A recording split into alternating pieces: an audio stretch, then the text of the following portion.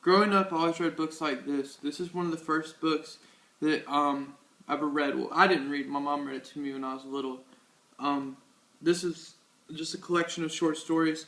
My favorite story in this book was The Big Dipper, about the little boy who stuck his finger in the hole to stop the dam from messing up his whole city and saving his family. It was stories like this that sparked my interest in reading because it told stories of kids my age doing extraordinary things.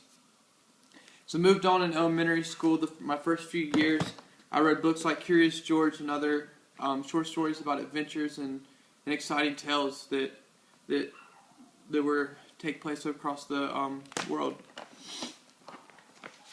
In elementary school, we had to do a thing called AR, which gave us points for reading books, depending on how long they were and the difficulty of the read, garnished the number of points we got. I got most of my points from this series of books, The Magic Tree House. The first time I read these books, I probably read 3 or 4 of them in the first day. It was classic stories like this, the kids traveling across through history and different places of the world and during exciting events to figure out how they really happened.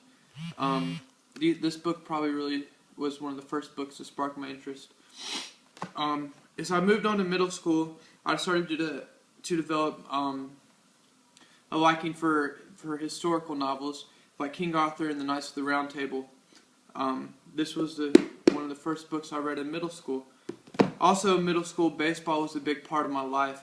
I always read books like this, Honest and Me, who told the story about a kid traveling back in time to visit famous baseball players.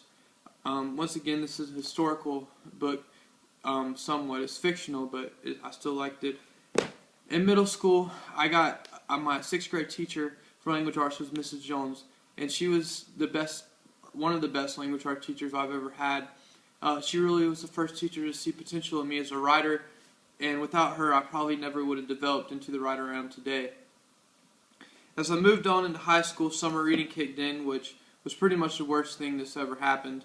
The first book I actually read in high school was Whirligig, and it really told the story of redemption through a kid's journey across the United States, finding pieces to put this whirligig together, and it was really exciting because it showed life lessons learned. My favorite book I read through high school, I read sophomore year. I actually did read it freshman year, but it didn't really mean much to me. Sophomore year, I read it again, Kite Runner. It's my all-time favorite book. It really told the story of redemption and how Americans don't really see the views of the Afghanis, and not a lot of people understand the truth and the hardship that those people went through. Continuing on, I read books about historical for summer reading, Assassination Vacation, and 10 Days That Changed America.